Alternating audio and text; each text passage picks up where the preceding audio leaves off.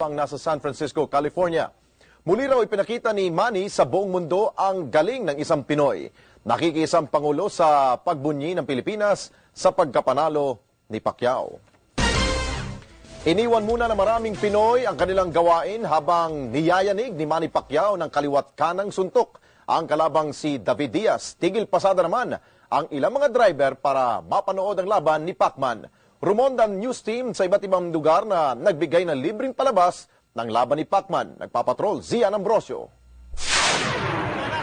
Dinagsa mga libreng live screening ng lightweight boxing championship ni Manny Pacquiao at David Diaz sa iba't ibang lugar sa Metro Manila. Excited, buhay na buhay, ready to rumble.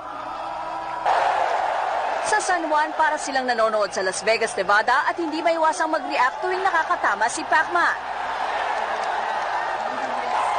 Sa Parañaque, siksikan sa gymnasium, kanya-kanyang sigawan at pagbubunyi sa kanilang idolo.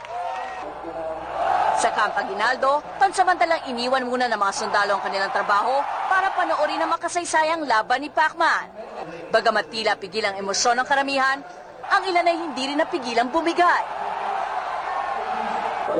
Maging ang mga miyembro ng PNP diver na nasa San Fernando, Romblon, nag-time out muna para pakinggan sa radyo ang bakbakan. Sa Tondo, Maynila naman, tigil pasada ang ilang mga driver, hindi dahil sa pagtaas ng presyo ng langis, kundi para sa libreng showing sa Tondo Sports Complex. Nasa 1,500 daw po ang tinalaga ng local government para sa mga nanonood ng laban ni Pacman dito sa Tondo Sports Complex. Pero umabot na nga sa mahigit triple ang dumating na tao dito dahil pinagbigyan nila makapasok ang mga nakapila sa labas. At nang pabagsakin ni Pacquiao ang kalabang si Diaz sa round 9, mas gumaling siya ngayon. Mas bumilis, mas focus. wala mang kinita ang mga tsuper sa buong umaga, masaya naman sila sa tagumpay ni Pacquiao.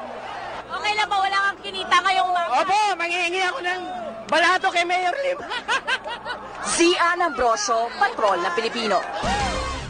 Dinumog din ang mga